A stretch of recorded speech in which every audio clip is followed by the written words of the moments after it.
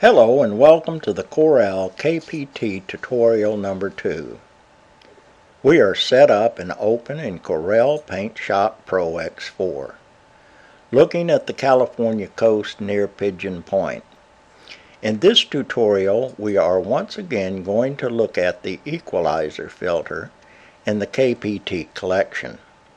There are several things we did not have time to explore in the first tutorial. To enter the equalizer filter, first select a photograph and then click Edit to open the window in Corel Paintshop Pro X4. Before we engage the filter page, there are a couple of things we need to do. First, we need to locate the layer function and duplicate the photograph. This will allow us to apply the sharpening effects to a copy of the background and preserve the original background for comparison when we later apply the sharpening effects of the filter. Whichever layer we select, that is the layer the sharpening effects will be applied to. This could be a copy as well as using another kind of mask that would produce other effects.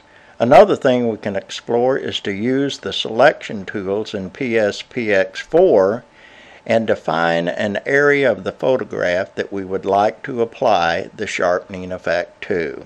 We can select the freehand tool and outline an area such as the background portion on the left-hand side of our photograph.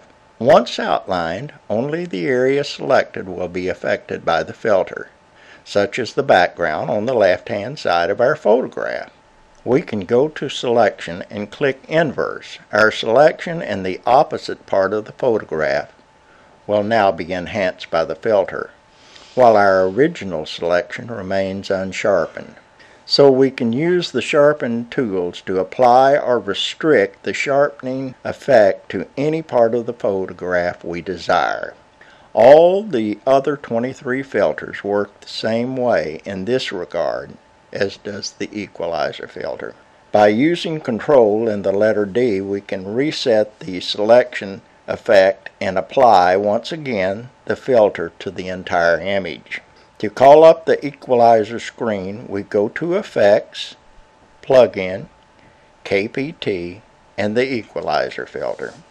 The items we did not cover in tutorial number 1 we can explore in this video and visually see the process of how to apply the equalizer filter effects to a photograph.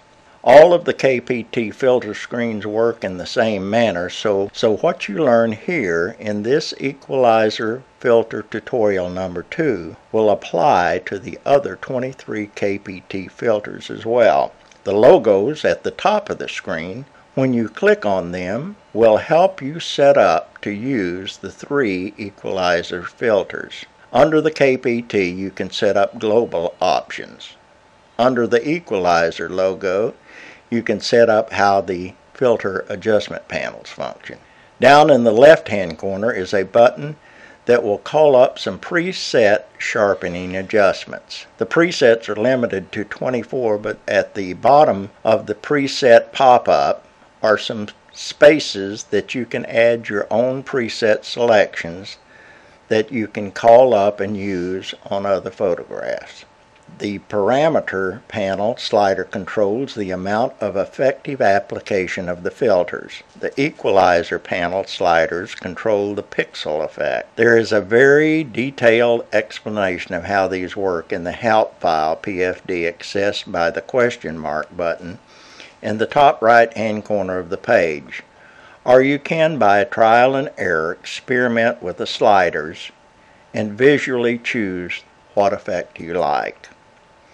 The recall button can store up to 9 different settings. These can be quickly and effectively recalled and applied.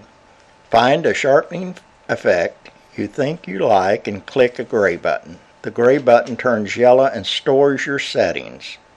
Find another setting and click another gray button and store another setting. If you like the panels in different positions, the layout button works the same way. Click the check mark to quit the filter and apply the sharpening effects to your photograph.